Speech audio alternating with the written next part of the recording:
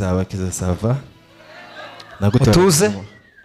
Nagutoranyije mu bakobwa bose wowe Nyandege ya Mignone kumbera umugore w'indowa. Uhereye none nzagukunda, nzagukundwakaza, nzakwitaho, urwaye cyangwa uri muzima, mu bukene cyangwa mu butunzi. Ntakiza ntandukanya nawe keretse urupfu.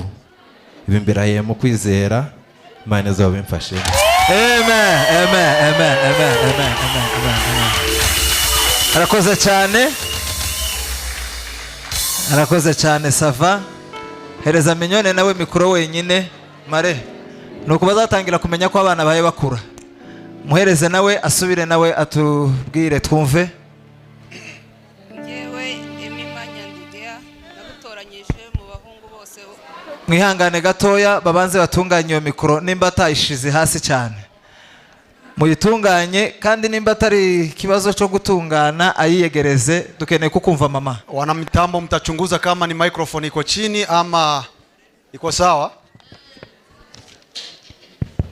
Okay. Ngewe Emima Nyandege nagutoranyije mu bahungu bose wowe Nzabakiza Sava kumbera umugabo w'indowa. Uhereye none nzagukunda, nzagukundira, nzakugarukira, nzakubaha, nzakwitaho, urwaye cyangwa uri muzima, mu bukene cyangwa mu butunzi. Nta kizantandukanya nawe nkeretse urupfu. Ibi mbirahiriye mu kwizera, Imana izabimfashemo. Amen. Amen.